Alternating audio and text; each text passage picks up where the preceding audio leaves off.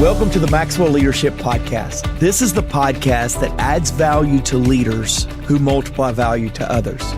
My name is Mark Cole, and today John Maxwell is going to teach us how to hire the right people.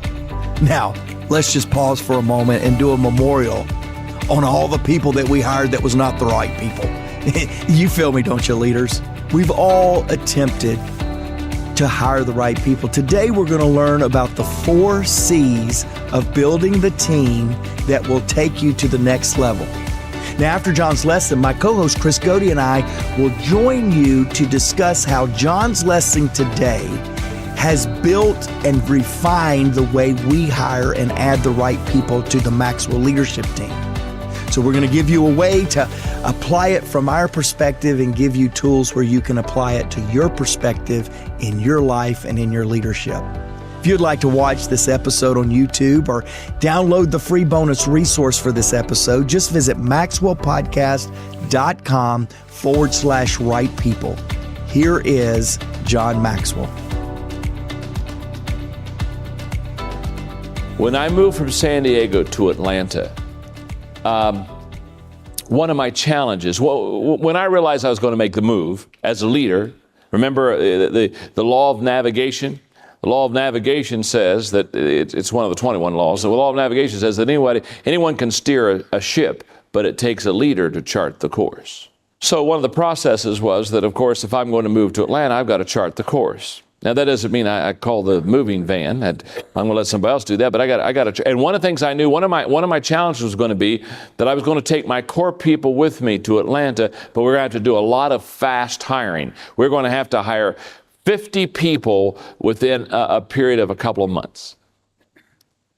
And those 50 people didn't know me, didn't have a history with me, didn't know me from apple butter, and so I knew I was going to have to do a lot of work on developing synergy, developing teamwork. So I spent a lot of time. How am I going to do this? The 4 C's of building a team. The first C stands for calling. The calling asks the question, what is my focus? What am I, quote, called to do? What's my focus? One of the first things I did when I moved to Atlanta is I got all the players together. I said, bring your family, even bring your kids if they're not too small. And I did a lesson, probably the most important lesson I've ever done in leadership, called The Soul of Enjoy.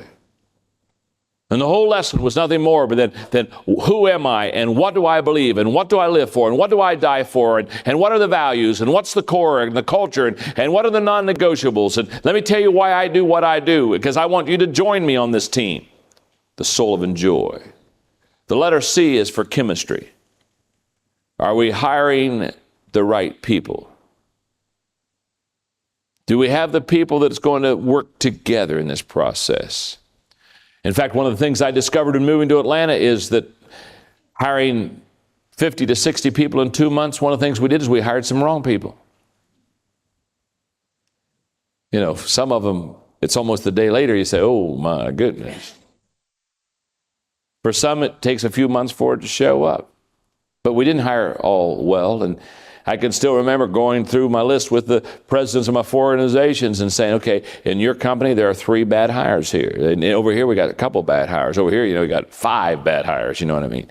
And okay, how are we going to transition them back out? Because this isn't going to work. Because one of the things I learned a long, long time ago is if you don't have the right person and the right chemistry, you cannot afford to spend a lot of time with those people. They'll drag you down. They'll keep you from getting to where you need to go as a leader. One of the things I did well, we hired real well at Skyline. But one of the reasons we hired so well in the latter years is because I had developed such a good team that when I got ready to hire, I would bring somebody out for the weekend and I'd have the team members spend the weekend with them. We'd go to restaurants and eat, and we'd just do stuff. We'd sightsee. And in that weekend, everybody would begin to get a sense of can this player work on the team? Chemistry is so important. Number 3 is culture. Do we nourish a leadership environment? Oh my goodness, this is becoming a real passion of mine. I am convinced I'm going to start doing a lot of teaching on how to develop a leadership culture, because what I'm convinced is that we still do not understand the transference of leadership. Leadership is more caught than taught. And so what happens is we give a lesson, or we have an event, and we think we're raising up leaders. And this is an important part of the culture, but it is not the culture. I'm going to try to help people go from events to process, because process is what raises up leaders. Process is what develops leaders. So if you're going to build a team, the first C is calling. What are we here for? Then chemistry. Do we work well together? The culture. Are we steeped in a leadership environment? And then number 4 is challenge. And we asked ourselves the question there, are we growing and are we reaching new heights? Are we going to a higher level? Now, as we wrap this lesson up today, let me say this. I think in this room you're all convinced of this, but just in case you're not, you have to become absolutely sold on the issue that if you're going to be highly successful, it's because you have the ability to develop a team around you.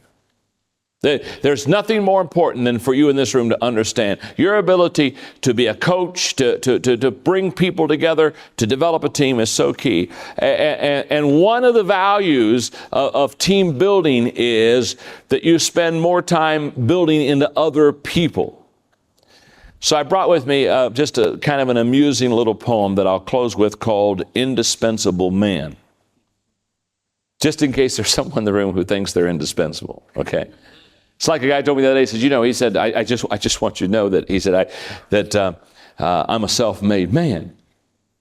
And I just laughed and said, well, you haven't made much, have you? I don't mean that unkindly, but I want to tell you, if you can reach your dream on your own, it isn't a very big dream. If you can make it on your own, you didn't make much. The value is, leading is in developing this team. The greatest joy that I have is in the team today. Now, anyway, so I brought with me, again, laminated. It's laminated, folks. This is laminated. Indispensable man that says, sometime when you're feeling important and sometime when your ego's on bloom, sometime when you take for granted that you're the best qualified in the room, sometime when you feel that your going would leave an unfillable hole, just follow this simple instruction and see how it humbles your soul. Take a bucket and fill it with water. Put your hand in it up to the wrist. Pull it out, and the hole that's remaining is the measure of how much you'll be missed. You may splash all you please when you enter, and you can stir up the water galore, but stop and you'll find in a minute that it looks quite the same as before. The moral in this quaint example is to do the best that you can. Be proud of yourself, but remember, there is no indispensable man. Hey, John Maxwell here. I'm in the studio. We've been recording all day. And I was thinking about really one of my very favorite experiences that we have, and that is called Day to Grow. If you want to grow, you want to grow in every area of your life. I tell people all the time, you don't want to go to something, you want to grow to something. But if you're passionate about personal growth, development, your team, and growing them, you do not want to miss Day to Grow. I'm going to have some real players with me. Deion Sanders, Jamie Kern-Lima, myself. Oh my gosh, you don't want to miss it. So mark it. Come and see us on Day to Grow. I will promise you this. You come and bring your team, and at the end of the day, you'll come up and shake my hand and say, one of the best days I've ever invested in for myself and for my team. I'll see you there.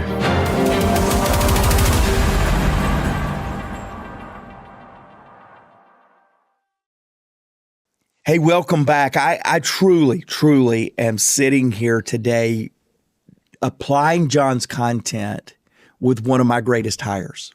Now, let's be really clear on mine and Chris Godey's history. He was working with John Maxwell before I started with John Maxwell in 2000, and then lost his way, just kind of got really influenced and left for several years.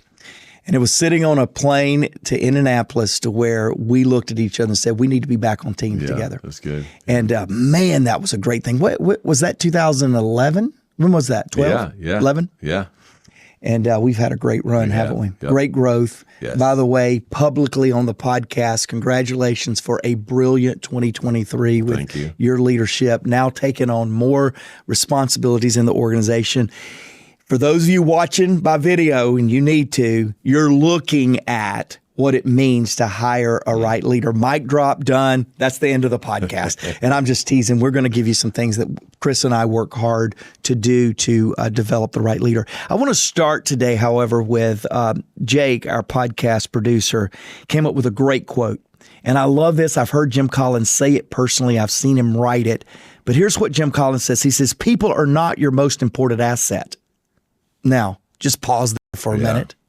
But he goes on and says, people are not your most important asset. The right people are your most important asset. Wow. And he's exactly right. He's right. Yeah. We lump all people in, and then we struggle and wait and last and don't make decisions because people are our greatest asset. No, it's the right people that are our greatest asset. So, Chris, I really am privileged to build this lesson out with you as it relates to how we apply it around here. I appreciate those kind words. I do think we should transition to talk about all the wrong hires we made instead of those. The bloopers. The bloopers. Jake said we have 4 hours and 22 minutes on this podcast, so we're getting a thumbs down from him right now. Isn't it true that every good idea 100%. comes from 10 bad ideas? Yeah. So maybe it's true that every one good hire comes from 10 bad hires. Yeah, and we're not laughing. We're laughing with the people that we made the bad decision on. We're crying instead of we're laughing instead of crying. But it's not easy, right? No. Like it is not easy, and I do appreciate those comments. And we're going to dive into these 4 C's that John has talked to us and given us about building a team. And I think back to that moment we were having conversations, and where we got in alignment there was the calling of it, right? Like I can just remember some conversations about why you're doing what you're doing and where you want to take the company. And I'm like, man, that's what I'm called to do. And so that's just one of them. Obviously, we'll go through and talk about chemistry and culture and challenge. I do want to back up just a minute. And you and I were kind of laughing as John was giving us this lesson. And I thought, man, he has moved from San Diego to the South because he used apple butter in his illustration. You and I were like, did he just say apple butter? So he is in the South. Yeah, it's now grits. Yeah, okay? That's right. Hey, but you know, Chris, it's so interesting that through the years, how John, a few weeks ago, John was talking about when he was a pastor and how he onboarded board members. You that listen to the podcast every week, you'll know he talked about eaglets for the first year. Then he made him a board member. Then they had to actively be on the board, and then they had to get their replacement in their 3-year term. John really, through the years, has been very consistent with some of these things. And today in our podcast, let me just say this. We have morphed and put these 4 C's into 3 C's for our current hiring philosophy. We've not negated any of these. We've just kind of rolled them in. Here's the biggest takeaway from the podcast today. You don't have to have John's 4. You don't have to have the 3 that we use right now, but you do have to have something. Because if you are hoping on an interview only to find the right person rather than a process, let me tell you something. Your emotional challenges are going to show up in your hiring realities. You had a bad night last night. Really good. Guess what? You're getting ready to have a bad interview. Yeah. But if you can put a process together, it will stabilize your emotional up and down, hiring leaders. And it will also give a framework for people to help you to make the right hires. John says always, I quit hiring a long time ago because I'm a terrible hirer. I just believe in everybody because John puts a 10 on everybody's head. Yeah. And I have a little bit of that tendency as well. So here, we don't hire as a solo. We hire with an accompaniment, the whole orchestra. In fact, we get beat up all the time about how long it took to me to get through the hiring process and philosophy. Yeah. And that's because our 3 C's, which we'll talk about here, which really morphs from John's 4 C's, we are diligent in checking the boxes, aren't we? We are. And it is, I love what you just said, because I was thinking that same thing. You've got to develop a process so that, I loved what he said, where he's like, yeah, no. Like, we invited him in for the weekend and we did things together. That was part of his process that allowed him to maybe see some hiccups where there wasn't a chemistry connection or maybe a culture connection. And for us, we feel like we have multiple eyes and ears that are a part of that process that allow us to catch some of that. And again, I love what you said. There are a lot of different C's. John's given us 4 here. We've taken what he's given us and we've kind of built ours.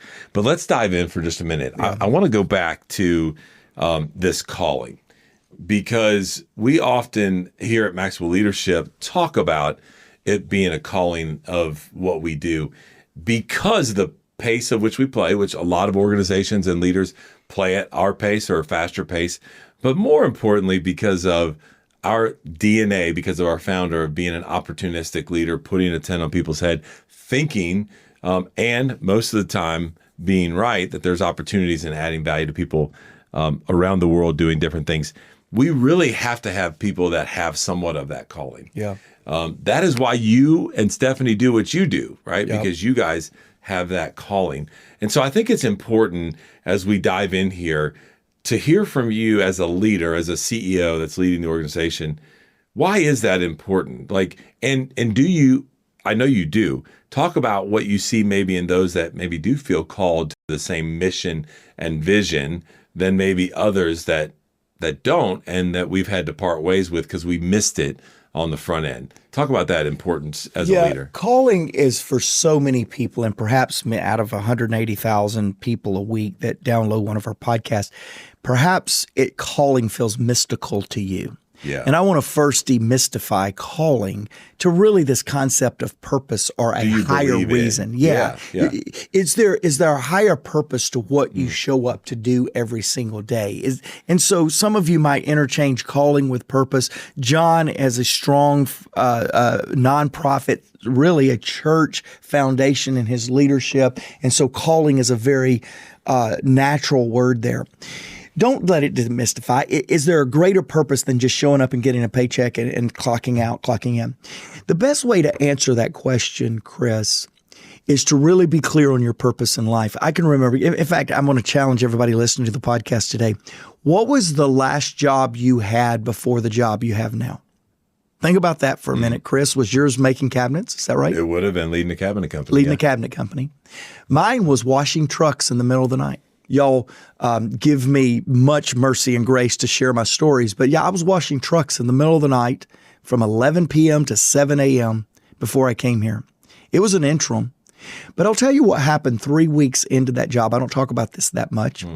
3 weeks into that job, they approached me and asked me would I want to get on a management track because of how I was with people.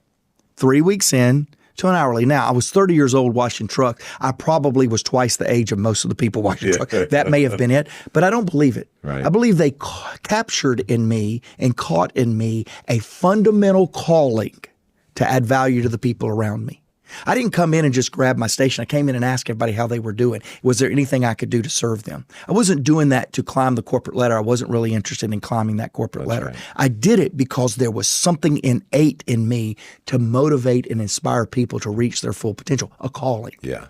So that's good. Some of you that are discounting this calling concept in your hiring process, because after all, you're just hiring people to run a cash register, or is that even a word anymore? Cash register? I don't even know if it is anymore. Too many people tell me they don't take cash. You're at the counter. Perhaps you're trying to disqualify this calling, and I would just tell you that you're going to hire better people if you can match their purpose in life with something that's involved in their daily task and daily responsibility. It will work. I found purpose washing trucks. So did you running a cabinet company, because you just added value to the people working alongside of you, just like you do here at Maxwell Leadership. So don't demystify calling, or don't discredit calling because it feels too mystical to you, because we still hire off a calling. We don't use that as one of our 3 C's, but we still want a greater purpose of why somebody is on our team than just they show up to punch numbers in. And through that process, through the interview process and getting to know those candidates, one of the greatest ways to do that is to talk about how that specific role ties to that team's function that then ties to the organization's mission. To Mark's point, you've got to tie those together. You can't just say, "Hey, we need you to come over here because we need somebody in accounts receivable." No, let me tell you what's happening when you are in accounts receivable and what that means to the bigger vision. And if you can do that, you'll see, you can read the body language if that is something that they believe in as a purpose that they want to get behind. Yeah. And I would say that even more so now, the younger generations that are coming up, that is a big deal. Yep. That is a big deal. I would say the last report that I read, and this would have been a couple months ago, it would have been a top 4 or 5 reason, maybe a top 3 on why people are making the decision to join companies. And so as you're going through this process, you have to cast that vision, and then you have to just watch their body language and see if that purpose is something that they get excited about. And when you do that, then you have a good potential hire of being the right person in the right seat for that team. All right, let's talk about chemistry. Mm-hmm. We say a lot, we like to do business with people that we like, right? Yep. We say, man, I love what we do. Even more important, I love who we get to do it with. Yep. That's a powerful statement that I think we need to take into consideration. We talk a lot about in the organizational development side of what we do, when we talk about benchmarking the position and the personalities of people that are in that role. Right. And we talk about what's the dynamics in the team, what's the connection in the team, where does this person fit? So there's some assessments in this part of it. Now, it's just a tool, right? Because you still will get a little bit of, are we hiring the right people? Is there chemistry there? You and I both have worked with people that we do like, people that we don't like, and there's a difference in there. Mm-hmm. Why is chemistry so important to teams? Well, I think I alluded a couple of weeks ago, Chris, that you and I watched a movie together called Boys in the Boat. Yeah. The Boys in the Boat. A great movie. Movie. If it's still in a theater close to you, it's highly worth watching. But let me say this. I think we saw in that movie, and we see in incredible teams. I mean, I remember one year the Atlanta Falcons went to the Super Bowl. Yes, we got beat, New England Patriot fans. I get it.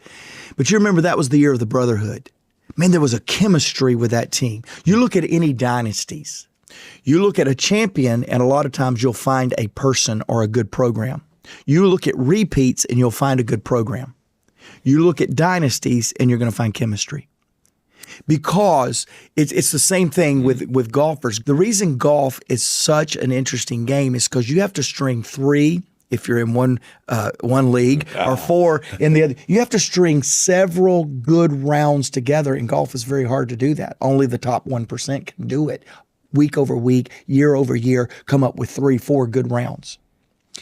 I believe that teams that can sustain have to have chemistry. Teams that can win can do it with a bad teammate here and there. But if you're going to have sustained success, it's going to be because of a chemistry, a brotherhood, a sisterhood. It's going to be something greater than just raw talent or one great superstar.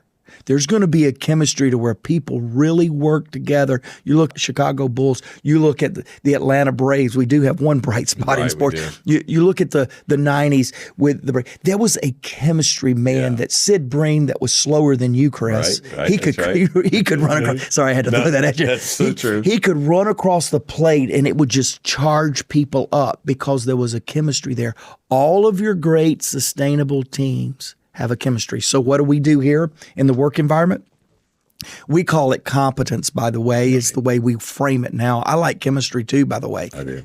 But we want the team that's going to be most closely working with the hiring, the person that we're hiring, to answer that question. You don't answer it as the leader. I don't answer it as the CEO. The team that's going to be working together answers the chemistry or the character question. Yeah. Well, one of the things, let's just pause just for a minute, because I think you bring this up at a really good time. We have learned from John, and as he's talking about these, as we've said, there's many of these. You got to have some. We have 3 right now that we kind of are our North Star in this process.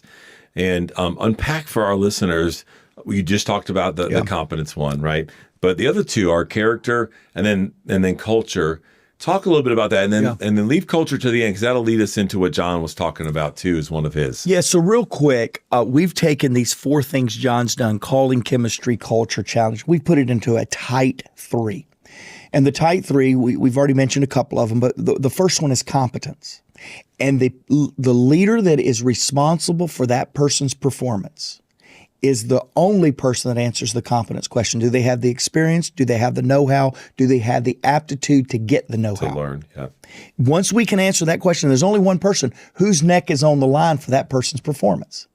That person answers the question. Sometimes that's a pretty quick and easy answer. The next question, we just talked a little bit about this, is John calls it chemistry. It's our second C. In chemistry, we call it character. And what that means is there a relational connection between that incoming potential teammate and the team they're going to work closely with. I just talked about that chemistry/character just a moment ago. We're going to talk a little bit about culture in just a minute. Yeah. But we have our HR director or people like you. There's a lot of people that will not be working in your side of the organization that you have to answer the culture question. Right. Why? Somebody that is a champion over many years is the person that has to answer the culture question. And we put calling and we put challenge into culture because our culture is always challenging each other. We've always got to be bigger, better, brighter, chasing an opportunity. And calling is for us means the significance of what we do, not just the success of what we do. And you've set this as a standard around culture to where whoever that individual is as we go through that process, it's so important to us to sense of kind of what is their focus, what is their belief in the purpose, and then are they willing to grow? Are they willing to reach new heights? That culture interview trumps all other interviews because we want to protect that, right? And by the way, when you hire somebody that has the ability to be extremely competent, but maybe you're questioning them on the purpose or the culture, you're in trouble, by the way. What we'd rather happen is we'd rather you find somebody internally first. You're developing people. We're all about that. But maybe you don't have that role, but look for the calling, the purpose, the culture side of things and go, man, they got that. We've got to help them maybe a little bit around competence, but we'd much rather err on that side than we would the culture side, because that's a recipe for disaster, to where you get subcultures and you get silos and you get everything that's happening in a negative way that's slowing down the momentum of the organization. Yeah, I would, again, challenge you to make it yours. John's given us 4 very good foundational components that needs to be in some sort of category for you in getting the right team and hiring the right team. For us, again, we feel like that we can get these 4 components into 3 words, but you need to have a formula. You need to have a predictable process that your team can rally around to get these teammates. But here's the other benefit of it, Chris, that John didn't really talk about today, but I've heard him talk about it. When you work hard and diligent and consistent and predictable in adding the right teammates to your team, it makes it easier to offboard them if they turn out not to be the right team. Because you go back and say, we missed it here, we should have got it here, or we missed it completely, and now let's make a decision because you're not meeting this criteria. Once you say, so every one of our new hires, new teammates, we go, hey, this is our process, and it's going to feel arduous, and it's going to feel long, and it is, and you've got about 7 to 10 people to impress. So don't just get good one time. Yeah, you've got several times to get good. When I can come back to a teammate that's struggling in the first 90 days, because everybody comes in with a 90-day probation piece. When I come in 45 days and go, these are the struggles we're sensing right now, linking back to our 3 C's, John's 4 C's, your how many ever C's. Got to have C's, guys. When we can link back to a 45-day check-in and go, this is where we're struggling. Is this just a weird thing? Is there some tweaks that we can do? Because in 45 more days, we're going to have to make a decision here. And I think if you're honest with that in the front end, to your point, you can have conversations. And I've seen you do this. I've had to do this with people where you have that conversation and you're just like, hey, now that we're in this boat, again, we're talking now maybe not hiring the right person versus hiring the right person. You can have that conversation and say, hey, I'm sensing this. Are you feeling this? Are you sensing this? Is it not a good culture fit? You know what? It's probably not. But if you're communicating that on the front end and you're trying to go after this right team, then you can have that conversation on the back end. You mentioned how we take a long time to go through this process. I think we also take a long time to offboard people. We do. And so then that has given us the opportunity to look at and evaluate, are we going about hiring the right people? And we're always moving and we're always trying to get better at this. It's not perfect. As we joked a little bit earlier, we've made a lot of mistakes. But our goal is to really focus on the C's and to develop people so that we can hire the right people. You know, I'll close with a story and then a listener comment. And then we've created a way to build a championship team. It's a digital product that I'm really excited to offer to you today. But several months ago, it's been probably maybe a year or so now, maybe a little longer, we had a need for a position. And you and I looked at each other and said, I don't think they found the right candidate. But yet the timing and the new leader that we were trying to empower to make the decision, we registered the concerns, but we had that 90-day, 45 days in, we were having the conversation that we predicted that we would have before. And we don't always do this. This was extenuating circumstances. But in 90 days, guess what? The intuition that we had, that we chose to put aside to give this leader that needed to make the hire a quick win, we had to come back and clean it up. And I'm just going to tell you this. Pay attention to your intuition, right? Because it cleaned up and it was nice. We built structure into where we could clean it up. But that intuition checked with others is a very valuable thing. In fact, that's why we created a mentor's guide to building a championship team.